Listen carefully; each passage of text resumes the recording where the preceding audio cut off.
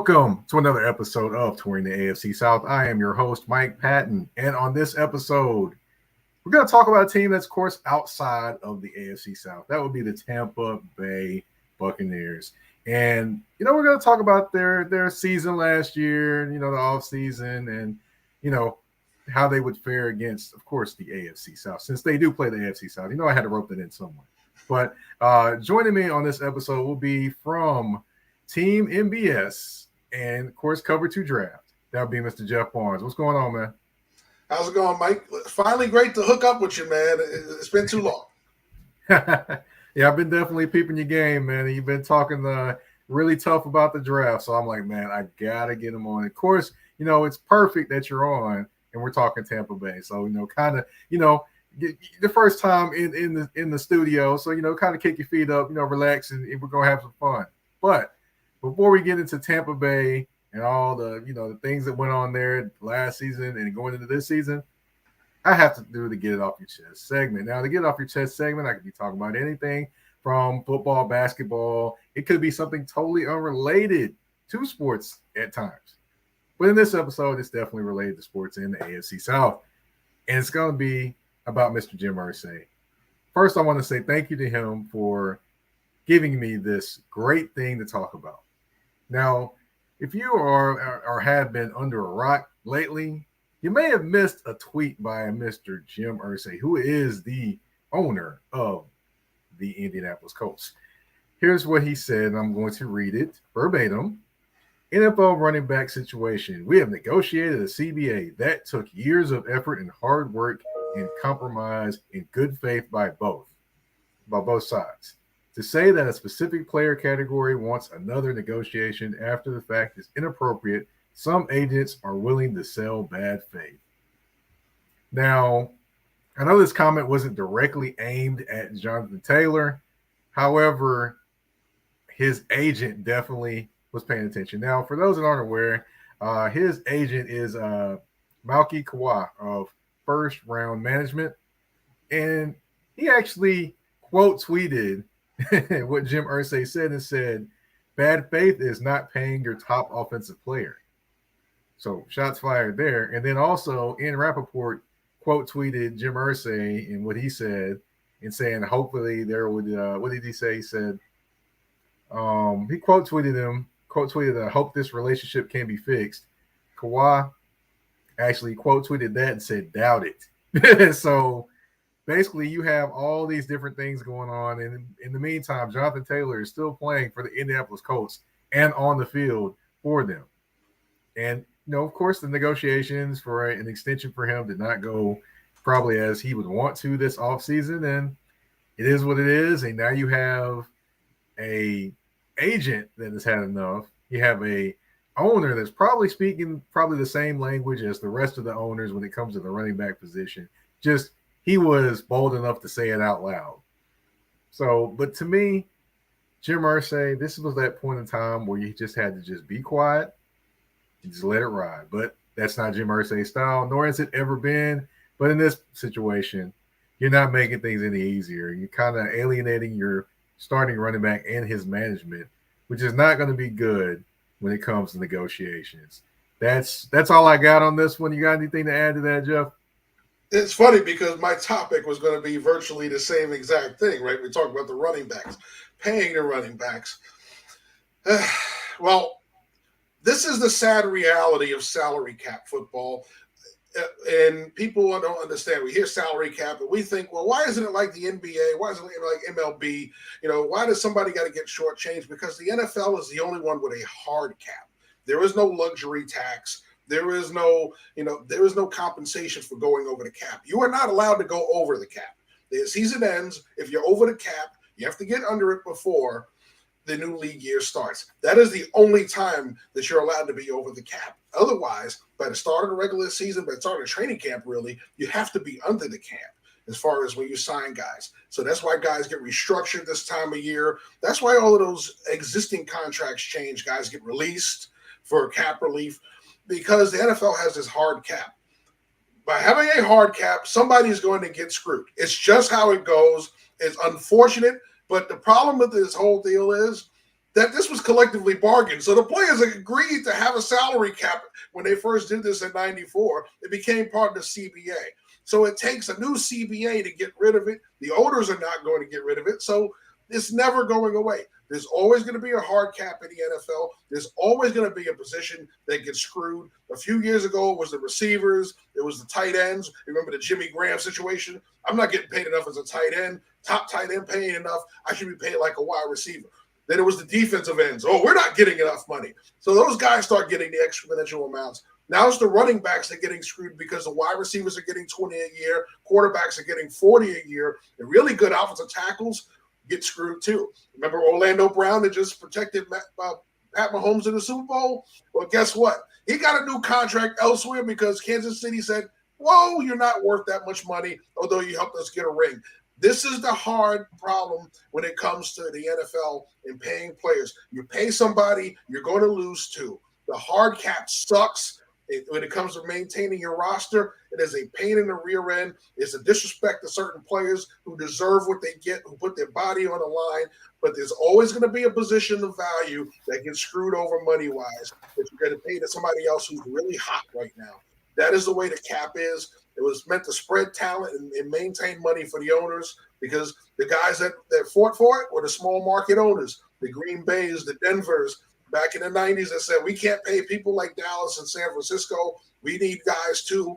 Well, that's how Reggie White ended up in Green Bay because guess what? Dallas couldn't get him under the cap along with Deion Sanders. It's what happens. Unfortunately, this is what's going to happen. There's always going to be a position group that gets screwed. Right now, it's the running backs. And unfortunately, guess what else plays into this? Analytics. The guys that when they say you're going for your second contract, is he going to, if you do the projection, is he going to still be, worth it after year 2 or 3 of the second contract? When those analytics guys say no, his production is going to decrease. They're not going to resign you to that much money. It's just the way it goes. It was a money ball thing that we talk about with analytics that came into it. They said, how can you spend less money and still win? It's what the A's came up with. It didn't win them a championship, but it made them relevant, didn't it? So the owners took that and ran. And it's just a lot of things. It all comes back to money. Somebody's always going to get screwed. It sucks. Every year we're going to have somebody to talk about getting the short end of the stick when it comes to the cap. This year is the running backs. Yeah, that's the sad reality. Yeah, that's for sure. Now, that's the end of our Get Off Your Chest segment for this episode. Now, of course, we got to dive into some Tampa Bay Bucks talk.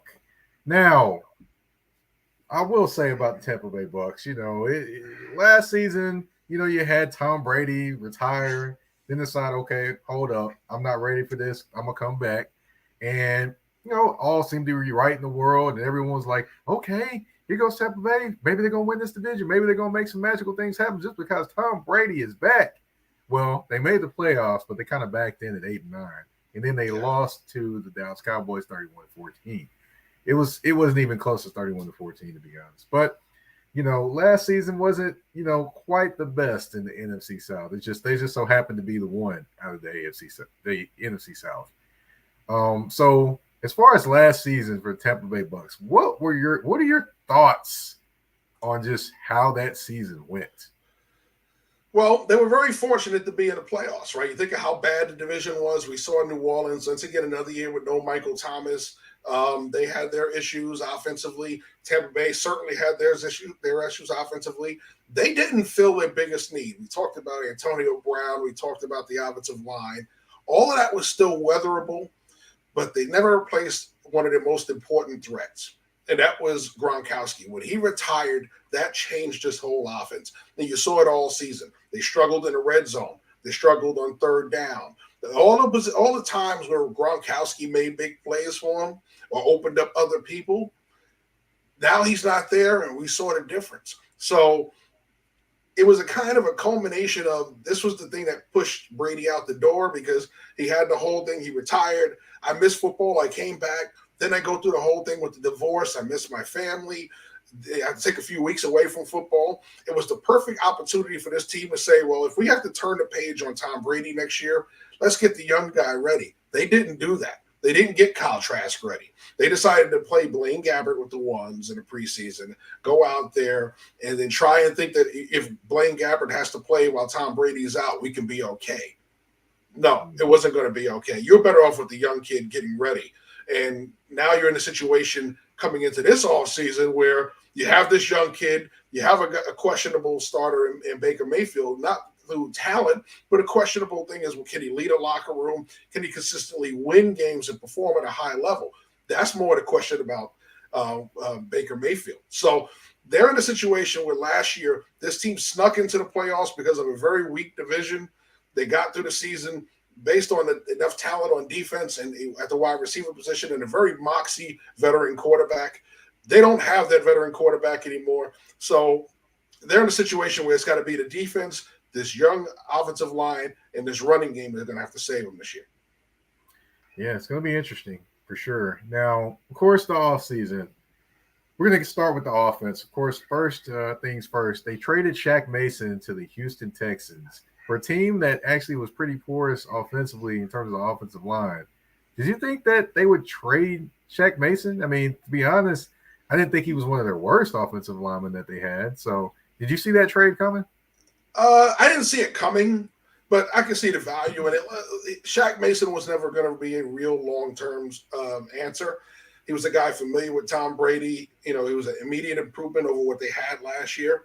They drafted well this year. They added some quality guys. I think Cody Mark, who they drafted this year, is a better player than Shaq Mason. So it's definitely an upgrade at that position. I think overall you get Jensen back this year. So that's another addition. You can move your backup center over to guard. He played very well at center last year, and Aaron Banks. So you got guys on this offensive line who could play. Hainsey, sorry. Two Notre Dame guys. Forgive me, Jonathan Hainsey. So you got the two guys that who can come in and play well for you, Robert Hainsey. So you got to play well for you on the interior. You utilize those guys. You move Tristan Wirfs to left tackle where he belongs. You're done with the Donovan Jones experiment at left tackle. You move Goddard to right tackle where he really belongs. Now you got something cooking. A nice young offensive line with a lot of potential. You're going to be running the football, taking over this coach's identity. Last year's team was more of a layover of trying to extend the Arians' identity. This year is going to be more Todd Bowles. Tough defense, run the football. You guys don't turn the football over, throwing the ball. I'm going to utilize these receivers, give them the ball quickly. We're not going to hold the ball for 4 or 5 seconds. We're going to get this ball out quick, move you around, run some play action. Try and take it back to what Todd Bowles' identity is. He's more of a defensive coach with a defensive mentality when it comes to offensive football. I think that's where they're going to be this year. All right. And then, of course, you know, you previously mentioned the quarterback that they did pick up. You know, he does have weapons like Mike Evans out there, you know, he can throw the ball to, which I think Mike Evans is on pace to be a Hall of Famer, in my opinion. But Baker Mayfield is now probably the starting quarterback for this team. What was your reaction when they brought in Mr. Baker? It was much needed because there weren't a lot of veteran talents out there. They let a lot of guys go by the wayside. They're in free agency. They didn't want to spend big money on a position. They really didn't have it. They wanted to retain a lot more guys. So it's going to be a value starter that came in. Baker Mayfield comes in. He gives them somebody who's going to compete, like I said, with Kyle Trask for the position.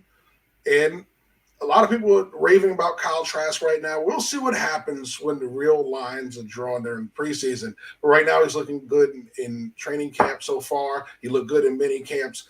But I think overall, bring in a Baker Mayfield. I think Baker Mayfield, he was a guy, when he came out in the draft, I had my questions about him more character-wise than football-wise. I know his biggest flaws are something that he's never really going to overcome. It's just not him. Right? He doesn't handle pressure up the middle real well. You could take him in the pocket and get that pressure on him. He has a hard time throwing the football down the field, seeing the middle of the field. He'll throw it up for grabs at times. That's just a 5'11", 6-foot quarterback. That's how it goes, unfortunately. You know, so not everybody can do the Drew Brees thing where you take a 9-step drop and stand on your toes. Not everybody can be Russell Wilson, who can extend plays and make plays outside the pocket that are just amazing. He is not that guy.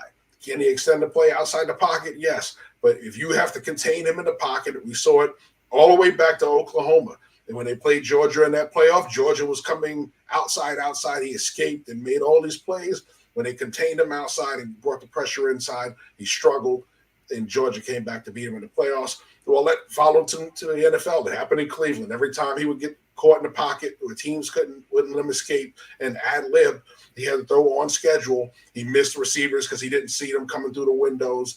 There was a lot of things that he did wrong in Cleveland that got him chased out of there, not just the locker room stuff. So Baker Mayfield's biggest issue is playing efficiently from the pocket consistently when he can throw on time and get the ball out quickly. He looks really, really good. When he has to hold the ball and see things from the pocket as things break down and he can't escape is where he struggles. And that's going to be the biggest problem for them because guess what? Kyle Trask isn't much different. He's taller, yes. Can he see from the pocket? Yes. But he's not as mobile as Baker Mayfield. So they're in a situation where this offensive line is going to have to protect.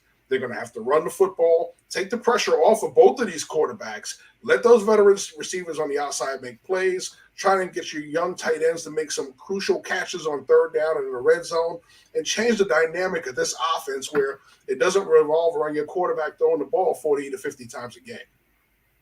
Yeah, definitely going to be an interesting thing to watch, especially at the quarterback position. We're going to get into the defense, and we're going to get into the draft as well. But we first have to take a commercial break on Touring the AFC South with your host, Mike Patton. A shift. A shift is something that happens and changes the dynamics.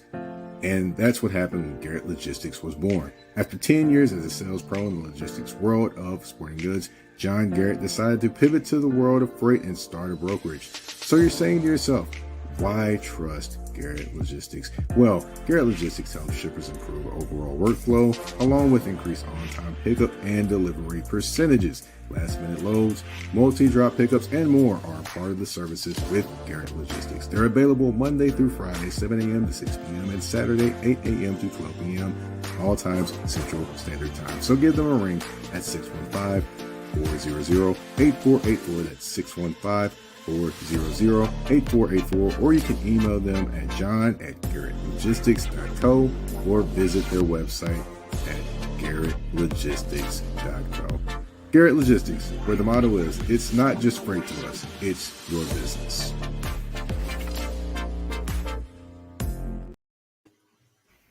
All right, and we are back. And when we left off, we were talking about the offense of the Tampa Bay Bucks in the offseason, but I do want to highlight the defense. And Sean Murphy-Bunting left, of course, to come to play for the Tennessee Titans for a one-year deal. But Tampa Bay did bring back cornerback Jamel Dean and linebacker Levante David. Now, can you explain how important it was for them to bring those two back for this defense? Well, you needed Dean at the corner. If you weren't going to keep Bunting, you needed Dean. Jamel Dean is the guy. Davis made a huge jump last year. I think with Davis's jump, it kind of forced Murphy-Bunting out. So they made Dean a priority. You have McCollum to play in the nickel. And you did add some guys in the draft that are going to kind of help you there. So I think overall they got some quality guys in the secondary. Of course, Winfield coming back. The big thing was linebacker play, right? You didn't get anybody in the draft that you felt was going to come in and start. You weren't going to, like we talked about, they weren't going to spend a lot of money in free agency this year. They didn't have it. So they had to maintain their guys. Keeping Levante David at a quality deal was something big for them. So what you're going to have there is you have the veteran presence still next to Devin White, who's still in a contract situation he's unhappy with. But Devin White didn't play well last year. So you need a stabilizing force. David at least gives you that. He's not a high-level player anymore, but he is a veteran presence who's a steady contributor. He's going to level off the play on the inside. You just need the guy next to him to step up and play better than he did last year. Yeah, definitely. That was where I was going, Devin White as well, because Devin White, I actually got to interview him on the night he got drafted in Nashville. So he's a very confident player. But I will say last year, watching him, I watched a couple plays and I was like, man, he is getting rolled out of there. He is like really just being drove down the field. And he wasn't happy with the contract situation. Now, he still showed up to camp on time. But I've got to say there's probably some unresolved feelings there. And this could potentially be the last year he is there. Do you see that being the last year he's here, or he's there, or do you see them resolving the issue with him? I think it comes down to the performance this year. If he performs back to the way he played before last year, he's going to get the money because then they have no choice but to keep him there. I think if he comes out with another year similar to last year, where he's missing gaps in the run game, where he's not getting off of blocks, I think the biggest problem they had with him not getting off of blocks, it seemed like it was effort. He wasn't trying to get off with blocks. He got stuck and watched the play as opposed to fighting off and getting into play, something he did early in his career. They kind of feel he got complacent last year, which was kind of the sideline blow-ups that we had. That's going to factor in. If his level of play rises back up, they're going to pay to keep him because you have, other than that, you have Levante David who's aging. You really can't trust him from year to year at this point. You got to kind of have him as a supplemental player. You need the rock of your defense to be your linebacking core in this scheme. And right now, the only player they have to anchor that is Devin White if he plays at high level. It'll be interesting to see. I'm interested to watch and see how that happens or how that develops as well. Because, Devin White is an interesting guy. He isn't necessarily the tallest linebacker, but he just makes things happen. And it is what it is. Now, kind of switching over to the draft. And, speaking of that defense, the Tampa Bay Bucks added a particular gentleman that a lot of people want to say is Aaron Donald Light or Aaron Donald like. And his name is, of course, Kalijah Cansey. Yeah. Cansey. Yeah. Cansey, yeah. It's a mouthful to say. But, man, listen, it took me a while to get it too. But what are your thoughts on him lining up next to Vita Vea inside of that Tampa Bay defense? I think he fits what they want to do. We talk about Todd Bowles, right? So Todd Bowles is a Parcells disciple, 3-4 guy, loves to run the odd front. Well, he's a little more active than Parcells. Parcells is very read and react. He's very aggressive. So what he likes to do is he likes to blitz and shoot gaps and do all that stuff. Well, Ndamukong Suh was able to do that at a high level when he was here, but age caught up with him. He couldn't do it consistently. You have a young guy with a fast motor who flies through gaps, who has the ability with quick twitch power. So he's a guy that's going to fit right into what he does. You got Vita Vea plug in the middle. You got Greg Gaines on the other side. So he adds into that. You have Joe Tryon-Shoyinka on the outside. You have Shaq Barrett on the outside. He gives them an inside pass rushing presence. They can run them on loops. They can game them. They can do a lot of things with Kalijah Cansey. So he fits into the scheme very well. He improves that front over last year, which had issues getting to the quarterback outside linebackers. So this is going to be a big boost, not only in the running game, but overall in the pass defense, because it's going to allow them to not have to blitz as much, allow them to play games with their front, the loop and stunt, and do things with 4- and 5-man pressure as opposed to 5- and 6-man pressure, which leaves them naked in the secondary. Gotcha. You definitely don't want to be hung out to dry in the secondary for sure. Now, looking at the rest of their picks, of course, you had Cody Martin, offensive tackle of North Dakota State. You had 2 edge rushers, Jose Ramirez and Yaya Diaby. Of course, 1 tight end, 1 defensive back. What did you kind of think of their draft? You think they hit on some things that they needed to hit on? For a team that wasn't drafting very high and didn't have a lot of high picks, they did a great job getting value at the picks they got. We talked about Cody Mark. Cody Mark is a very versatile offensive lineman, a guy that could play tackle. I think more right tackle than left if you need to be. But he's a guy that can play guard and also play center. So you think about this position flexibility. You have Ryan Jensen coming back off the injury last year, missed all except for the playoffs last year. He's a guy that comes in. If Jensen doesn't play up to par or gets hurt again, he can slide to center. You have Robert Hainsey that can play center. So these are guys, they can move around with the interior. Mark is a great piece for that. We talked about Godeke going back to tackle, so it takes him out from the inside. So it allows him to get entrenched, learn the inside play, get used to being an inside player, but he learns 2 positions in the process just in case he has to move around. Something they desperately needed because they didn't have that last year. They had a bunch of guys moving around the inside that really weren't good at any one of those positions. They were just guys that could play those positions. So you got guys that are good at those positions moving around on that offensive line now. It's a big boost for them there. Yaya Diaby is one of my favorite guys from this pass rushing group. I got to really enjoy his work at the Senior Bowl. So loved his film. He's an effort rusher with great speed off the edge. He has a nice long lean frame. He has a little power mixed into that. He's not just an edge rusher with speed. So he's a guy that's going to fit well standing up in his scheme, with switching reps with Tryon Shoyinka, maybe get some reps with Shaq Barrett out there. He's going to move around the front, right side, outside linebacker, left side, outside linebacker. Doesn't matter. He's going to move around. He's going to get chances to rush the pass. He's going to add to this pass rush. We talked about it being a little anemic, especially when those top two rushers on the outside went out. When Tryon Shoyinka wasn't on the field, when Shaq Barrett got injured, their pass rush on the outside suffered. So he's a guy that's going to help boost that. Nothing better than having waves of bodies and not giving that offensive line a break. That's true. That's true. Now, I got to ask, with where they drafted, I know they weren't necessarily in the most advantageous place to draft. Mm-hmm. But what are some things that you thought they missed on in this year's draft? I know you're the draft expert, the draft guru. So I figured I'd throw that one at you. All right. So I look at their tight end. They got some good tight ends on this roster. We got Cade Otton coming back this year. This year they drafted Payne Durham, right? Good tight end that I like. However, there were tight ends that I thought that could come in and give you some of the what Gronkowski had. They weren't going to get a Gronkowski, but they would give you a guy that could do some of the things he did. Take the top off of defense from the inside, a guy who could not block that way, but get involved in a running game blocking. But a guy that's going to give you yards after the catch. There were guys like that, but they took other players, and some of those players are good. They needed them. Canty was a good player, so you took away from some of the other tight ends. Getting Mark was a good pick. It took away from getting one of those tight ends. Getting Diaby was a good pick. It took away from getting one of those tight ends. But if it was a matter of what do you value more? You were missing this in your offense last year. So could you do without a Yaya Diaby and getting one of those other tight ends that's more athletic to get all that stuff? I think you could have. Yeah, Diaby's going to help this defense, no doubt about it. I think there are other edge rushers that could help in this kind of scheme that they could have gotten a little bit later and taken one of those tight ends.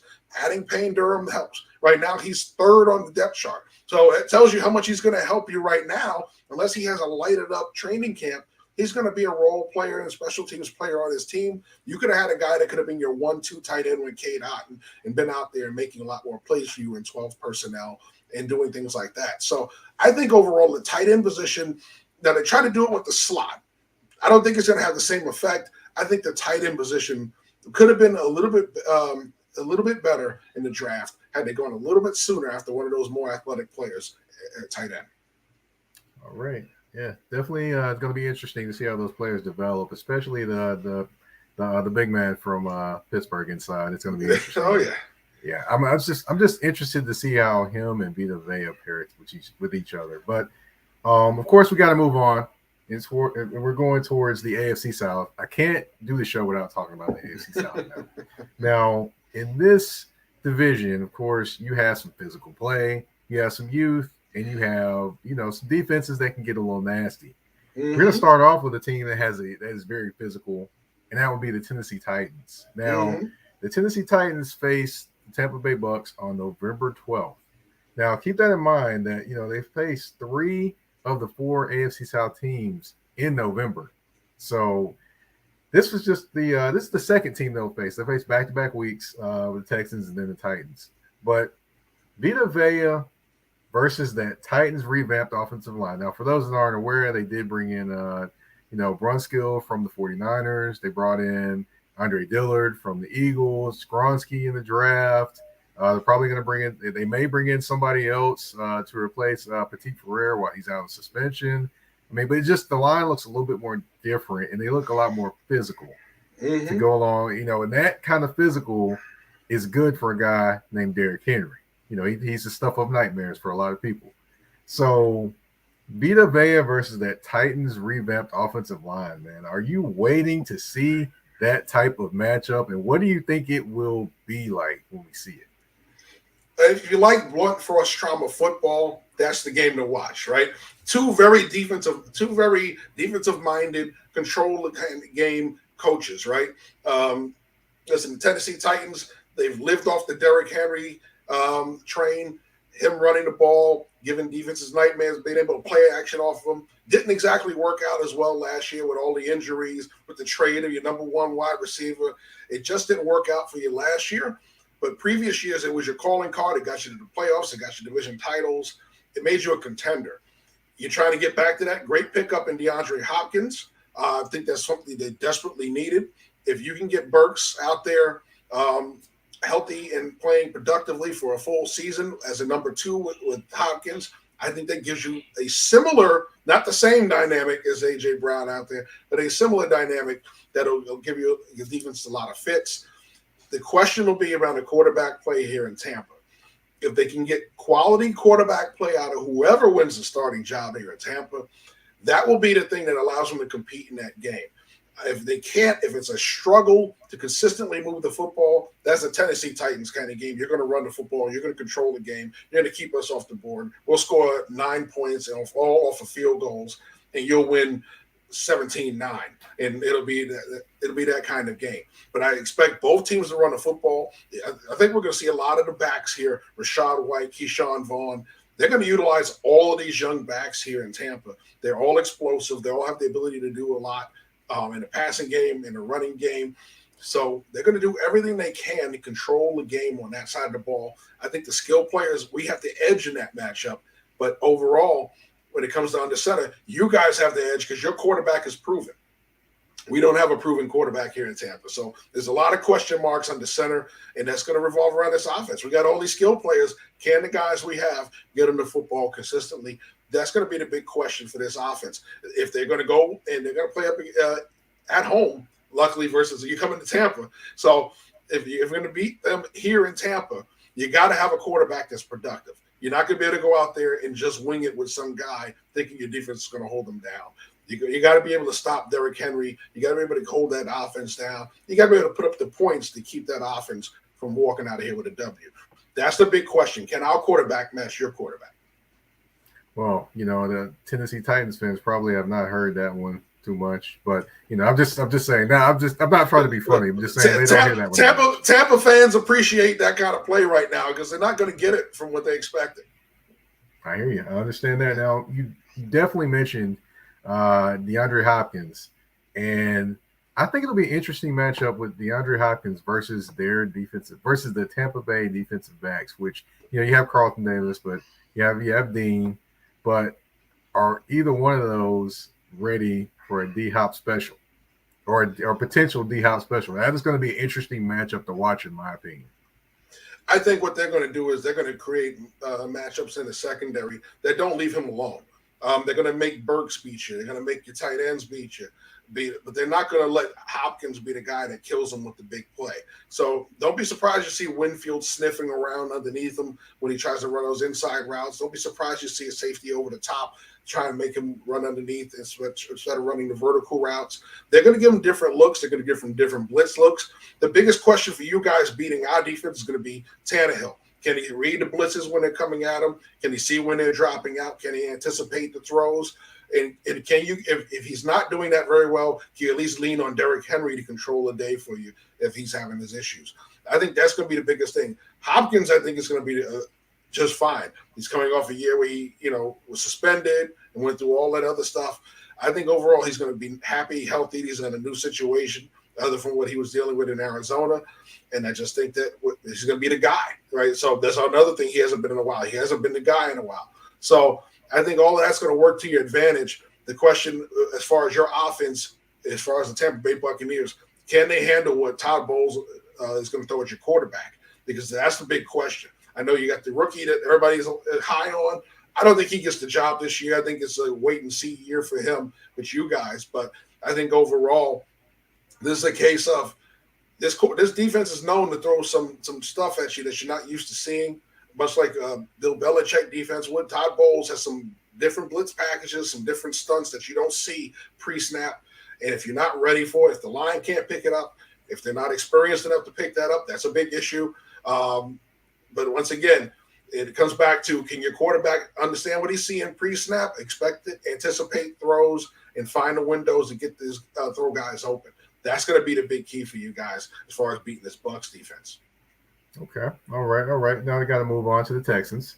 Now they've got a new head coach in D'Amico Ryans, and you know, the Texans will be past the halfway mark. So D'Amico Ryans has probably figured out a few things about his team at that point, and more than likely, C.J. Stroud will be the starter if he isn't the starter out of camp.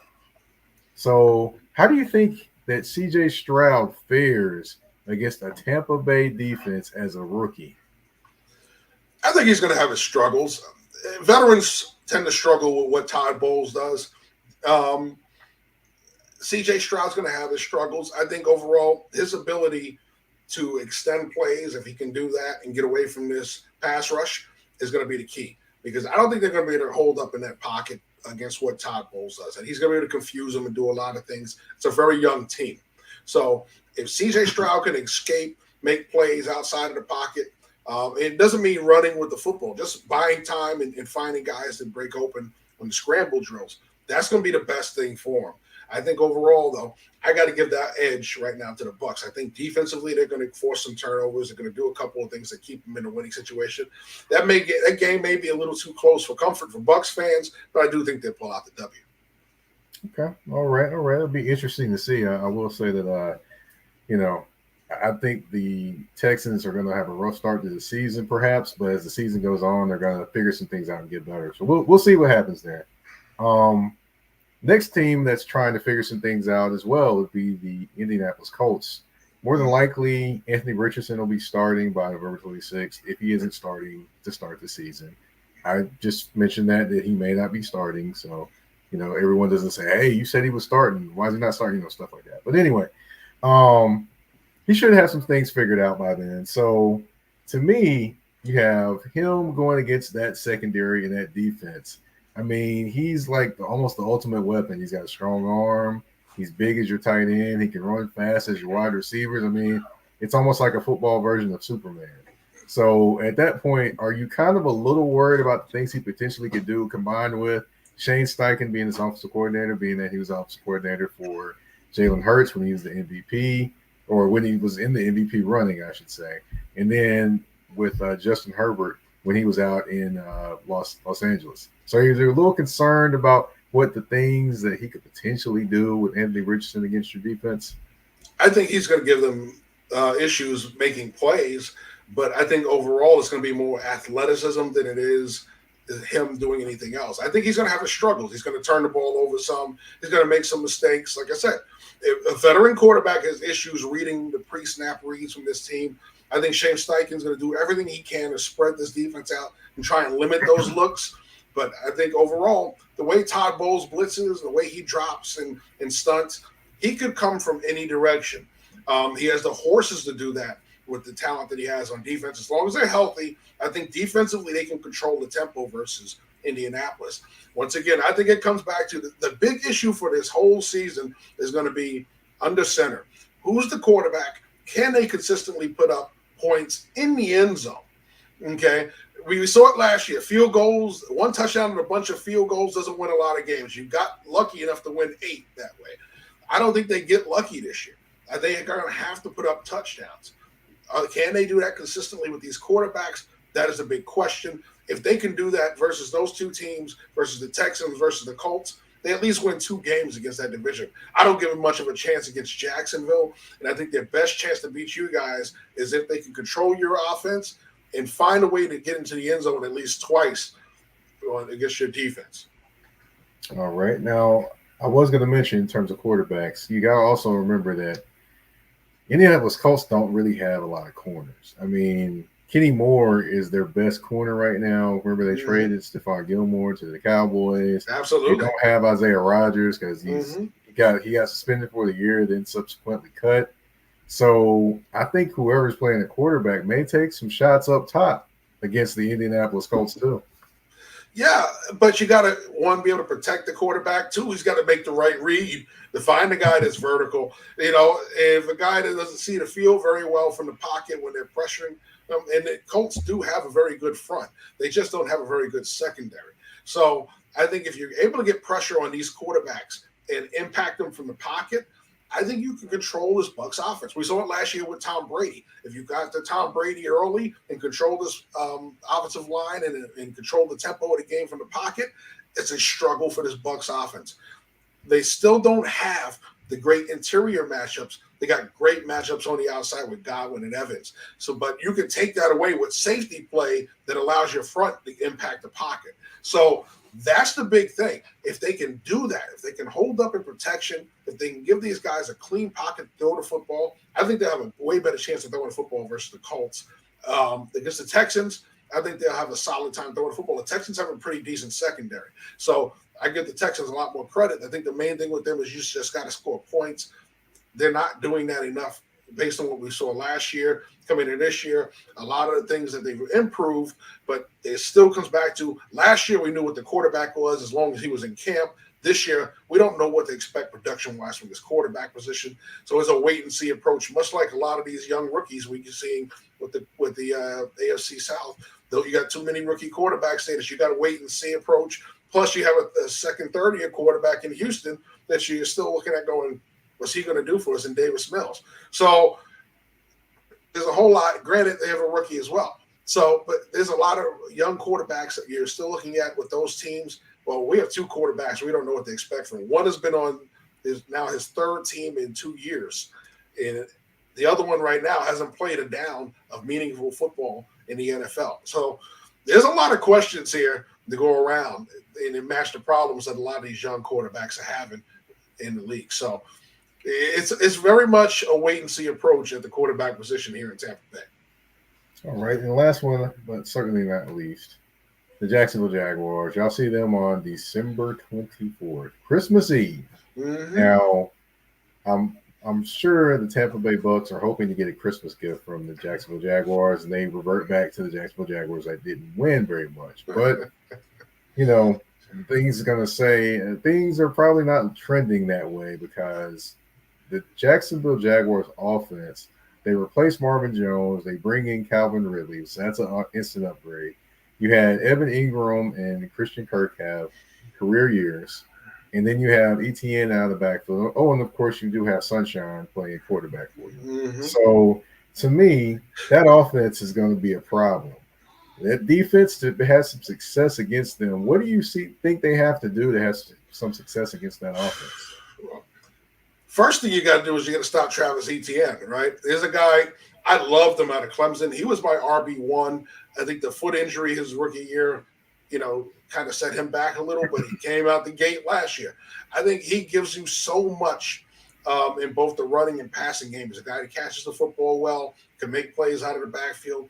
He's explosive in the running game. He reads the run gaps very well. So he's going to find gaps as opposed to a guy that just plows into the line of scrimmage and gets what he gets. So I think he brings a lot to the table for them offensively that balances what they have outside. The matchup that Evan Ingram is, Christian Kirk coming to fruition.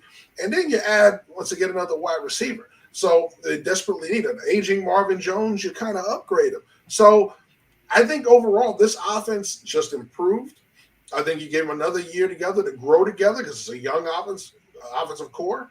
So, and that offensive line kind of got an upgrade as well. So I think overall you're looking at the growth of that Jacksonville offense is going to create a lot of problems here because a well-balanced offense gives the Bucs defense a lot of issues. We saw that with Dallas last year when they faced them in the playoffs as opposed to when they saw them week one when there was injuries at the wide receiver position and they could attack Dak Prescott any way they wanted to. When they saw him in the playoffs, he lit him up for 4 touchdowns, excuse me. So I think overall when you look at the difference in what they can do to you when you're a balanced attack that can run the football and hurt you, that can throw the football all over the field the way that the Jags can, I think you have to really worry about, are the Bucs going to be able to slow them down enough and score enough points to beat them? That's going to, once again, we come back to that same age-old question, can the Bucs score? Right? So it's going to be the dead horse that gets beaten all season long because we don't know at this moment what's going to happen with this quarterback position. A lot of these games, we look at them, especially the AFC South games, we look at the division games for the Bucs. We open up with Minnesota, Chicago, but you got Philadelphia and New Orleans. All right, New Orleans is a defensive team. Atlanta, defense has improved immensely. You talk about Carolina. Their defense gave us fits last year. They beat us one game. We almost lost the division to them. So there are so many things coming at this team defensively from our own division and with challenges offensively from your division, and as well as some of the other teams are going to face in Philadelphia, Minnesota, and from there, so we got a lot. San Francisco, we got a lot on our plate where this defense is going to have to be up to the task for 17 regular season games. If they get a chance to play in the playoffs, even make it 18, right? But this offense is going to have to meet them at least halfway. They can't do what they did last year, fall asleep for 3 quarters, and wake up late in the fourth and think they're going to pull out games. They have to score for 4 quarters in order to win more than 8 or 9 games this year. A tall task for what they have. Definitely going to be interesting to watch them play against the AFC South. Now, we've wrapped up that portion of the show. We're going to take a quick commercial break, and then we have the game. 5 questions, 2 answers, and 1 choice on Touring the AFC South with your host, Mike Patton. We'll be right back. You ever missed your mom's home-cooked meals?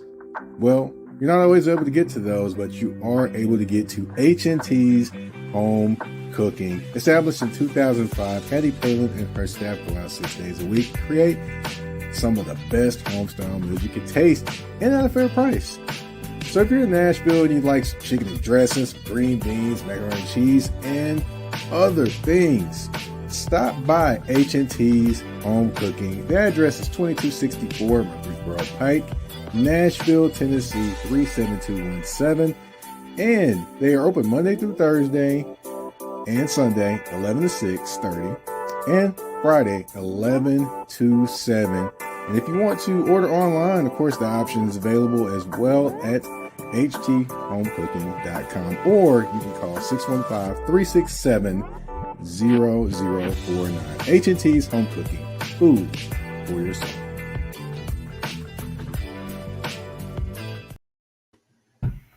All right, and we are back.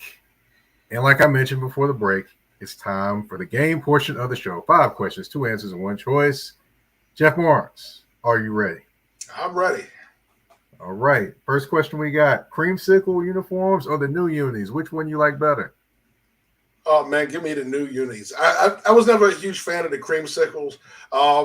Granted, I'm not a homegrown Tampa Bay fan. I'm originally from New York, so I always used to look at this creamsicles uniforms and laugh. So by all means, there's no attachment to me to the creamsicles other than nostalgia. I prefer the newer uniforms. That once they switched to the pewter and red, there's nothing better than that. That was the best look for them. They won them 2 Super Bowls. You can't knock it. There you go. There you go. Now, I'm going to give you some Florida music. Since you're in Florida, we got 2 songs from the artist named Trick Daddy. We've got Take It to the House or Shut Up. You got to pick one of those songs. Which one you taking? That was easy for me, man. Come on, Shut Up. That beat hooks you from the beginning, man. What's them horns hit, man? And I'm an HBCU guy. If you see the Grambling hat in the back, I was a Grambling fan from when I was a kid. I went there as a freshman. That band, when them horns hit, you get sucked into band music. And for him to come out with that beat and immediately hear the horns go bam, bam, bam, bam, that was it. He could have said nothing the rest of the song. That would have been a top 10 hit. Okay. All right. Now, Atlanta or New Orleans? You got to cheer for one of these teams. Which one are you cheering for? Oh, man. Listen. Whew. If I'm the Bucks, I want to cheer for Atlanta because I think you have a better chance versus Atlanta than trying to beat New Orleans 2 and 3 times a year. I think the matchup-wise, the best look for them is Atlanta. You might be able to get some plays off of Desmond Ridder. I think Derek Carr and that group are going to be too good to match up with after more than 2 times this year. So I'm gonna have to root for Atlanta if we're talking about the Bucks. All right, well, interesting perspective to go towards them. Okay, all right. Now, of course, I know you like to break down the draft and different things like that. So, which one would you like more, the draft or the prep for the draft in terms of breaking down all the players? Which one do you like more? Well, I'm going to be biased because I get to do the prep stuff now, but I would love nothing more to be in a war room, man. I mean, when we're covering the draft and we're sitting there talking about what teams are going to do, nothing more than actually being in there with them, turning in a card, knowing how I'm either filling the team with something I need, or at least I'm just getting a good player, but the strategy involved in moving up and down a board and having that kind of control is something that I love simulating. Everybody loves to play Madden. So people like to skip the offseason in Madden. I play the offseason because I live for the draft. I love building a team all year round. So by all means, I love doing that stuff. When I play Madden franchises, I load up on draft picks. I go into drafts with like 15 draft picks. All right. So yeah, nothing more than be in a war room on draft day making picks. That would be the ultimate rub. Okay. All right. And the last one, I'm going to West Coast for you. Got two songs. We're going Death Row. We're going to Death Row. Oh, you got me ready. So it's Dre Day, Dr. Dre, or we got Regulate, Warren G featuring Nate. Which one are you picking? Ooh, man, I love Dre Day. I love Dre Day, but Regulate was it, man. First of all, you throw the Michael McDonald track on it, and that was right there. And then the lyrics with him and Nate Dogg flowing on it, and then Nate Dogg with the perfect hooks and the perfect interludes in the middle of the verse. Oh man, listen, I love Dre Day. Don't get me wrong. Dre and Snoop can do anything and get me hyped up, but Regulate, when that comes on, I still bump that in my car right now. I bump both, but I bump Regulate as much as possible. That song is just iconic. Now, I will say this, and some may get mad at me, but Nate Dogg is the best hook singer of all time. Oh, yeah. There's no question. Oh, yeah. At all. Oh, yeah. All right. Well, that's the end of 5 questions to answer to one choice. You are off the hot seat, and that's the end of the show. Jeff Barnes, I want to thank you for coming on. I want to give you the floor. Tell everyone where they can find you on social media and what all things that you are working on. Well, definitely tune in to Team NBS Media. We're no longer it's NBS Sports. It's Team NBS Media now. We're more than just sports. You can go to teamnbs.com. You'll see all the work of our writers. You'll see my work on there as I jump on there. I'm doing a lot more shows this time of year than I am writing, so you're going to see a lot more from me. We'll be bringing back the perspective with myself, Joe Cardozo. Phil Daniels may be roped into coaching, so we may lose him. We don't know if we're still see. But nevertheless, Andre AJ Jones was on the show with us. He's back with us this full time this time around, not just a guest. So we have that. I'll be bringing back Bucks Weekly as soon as we get deeper into training camp. We'll be back with Bucks Weekly. Also, we're going to be doing some more stuff that we have in the wings there. Draft Central will be starting up in January. So that'll be around. I'll be hitting the road all fall, going to games, coaching games, and as well. So you can find me on Twitter at Jeff Barnes29, and of course at Cover2Draft. We still have the Twitter account, but we did drop the site. Got you. Totally understand. Now, where can they find you on Twitter, by the way? Oh, at Jeff Barnes29. Okay, there we go. Now, I want to thank everyone for tuning in. My name is Mike Patton. You can find me on Twitter at MikePatton82. Of course, if it's still Twitter, it might be X by now, but I digress. But you can find me on either Twitter or you can throw up to X, whichever one you want to do. But you can find me there. It's MikePatton 82. Of course, you can find me on Instagram and Threads at that's THA, not THE, _general_MP. And also you can find Touring the AFC South on YouTube. Hello, everybody.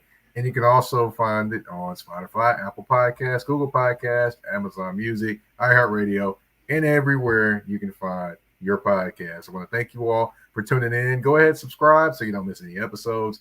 Go ahead and drop a comment. Rate the show. Do all the things you want to do, or I need you to do, I should say. And then go ahead and, of course, pass the show on to other people that love sports like I do. I want to thank you, everyone, for tuning in to Touring the AFC South with your host, Mike Patton. We're out.